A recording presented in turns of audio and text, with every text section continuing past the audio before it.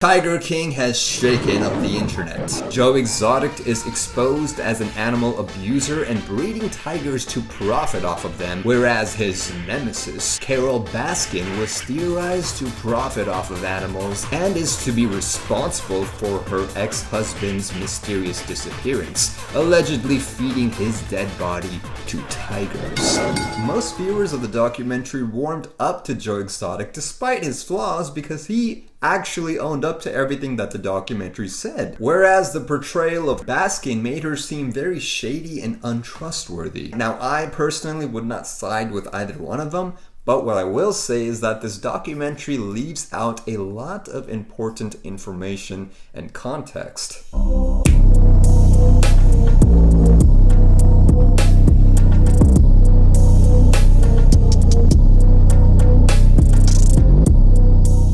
Round 1. Joe's Zoo versus Baskin's Sanctuary.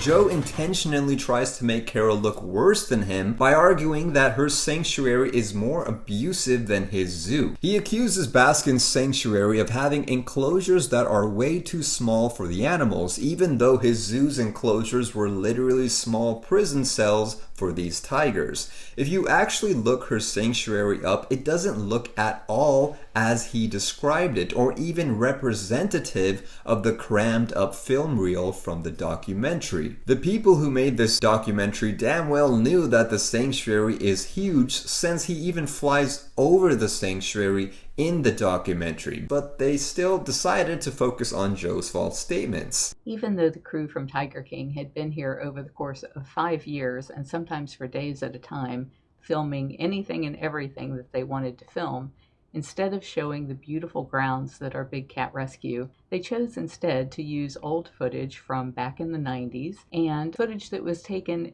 purposely to make it look like the cats were suffering in horrible small cages by the people who hate us. I think there's a good reason why the USDA objectively gave Joe's Zoo horrible ratings and Baskin's Sanctuary perfect ratings. Round 2. Joe's Rumor versus Baskin's Shadiness. There's this whole narrative of Baskin killing her husband and feeding him to tigers, but is this true? Can we prove it? They kept repeatedly saying that there is no proof that she did this in the docu-series, so we know that there is none, but Joe's crew still was really focused on promoting this unproven falsified information. And the thing is, they aren't really credible sources to be saying this information, especially since these are the people that already hate Baskin. So of course they're going to promote Joe's campaign against her and try to push her out of the picture. And what's funnier is that the way the docuseries presented Baskin's scenes with this creepy, eerie music right after these wild claims against her was almost like this sort of sensationalism to get the watcher to want to believe the rumor anyways. Next, Joe and his team intentionally reframe Baskin's side of the story in an attempt to further their agenda. In fact, Baskin agreed to have her sanctuary filmed for the docuseries because she was actually under the impression that they were making a Blackfish parallel to the Big Cat trade, rather than turning it into this personal drama show. She said, "I just feel so angry that people have totally missed the point. And the point is, these cubs are being abused and exploited, and the public is enabling that." But I'm sure if they showed the insane amount of video footage out there exposing the abuse that went around Joe's Zoo, the audience would have had a totally different attitude on Joe's punishment. I don't know if you should blame the people for believing this docuseries as fact, or if you should blame the people behind the docuseries for using so much sensationalism. Right now, Carole Baskin is currently receiving death threats since the release of this docuseries, and Joe is receiving praise and support to get him out of jail. Round 3. Joe's last blow from jail. It makes me question that if the people behind this docuseries had some sort of affinity toward Joe, or if his family members somehow helped in the production for this docuseries. First of all, look at the title. Tiger King. Joe is a criminal, but the title is glamorizing him. And ever since the release of the film, so is the internet. He is the tiger exploiter. I don't even think that the tigers think he is their king.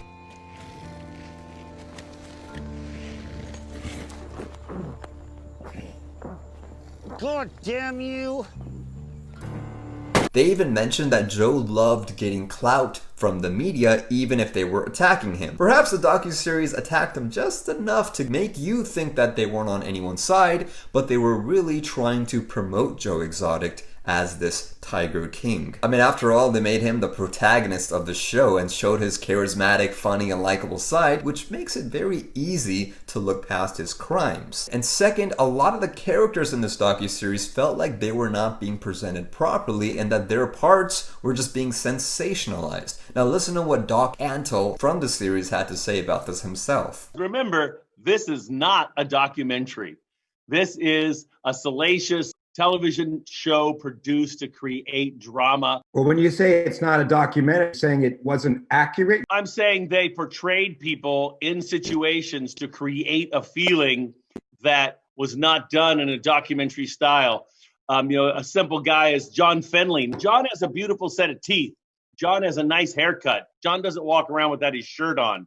This is a character that they created to portray some guy that they're insinuating as meth teeth, when those are dentist teeth filed into place to hold the big prosthetic because he has damage to his mouth and jaw. And third, this could just be a really great shot at Carole Baskin while Joe had a lot of time in jail, as it has successfully convinced people like Cardi B to want to get Joe out of jail and has convinced the media to want to see Carole Baskin in jail. The director of the docuseries said the following when responding to a question about Carole Baskin. Certainly, Carole really had no interest in seeing an animal in the wild. The lack of education, frankly, was really interesting. How they had built their own little utopias and were really only interested in the world and the rules they had created. I don't know, almost every animal rights activist would agree that sanctuaries are a lot better places for animals than zoos and farms and shelters and even from hunters in the wild. Also, sanctuaries aren't these utopias that are ruled and dictated over people like Baskin. Sanctuaries are regulated in accordance to the Animal Welfare Act,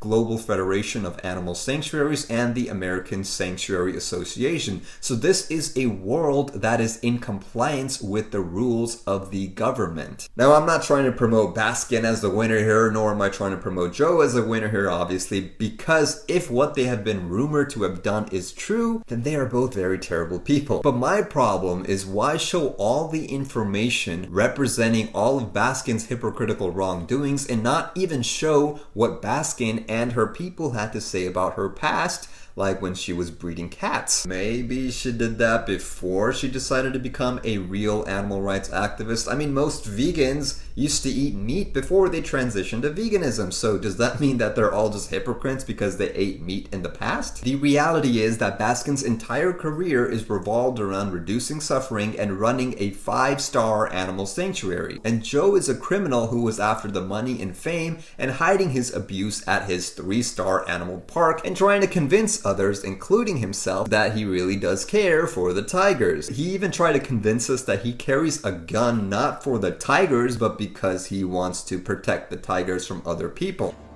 I'm gonna shoot you right between the fucking eyes, bitch.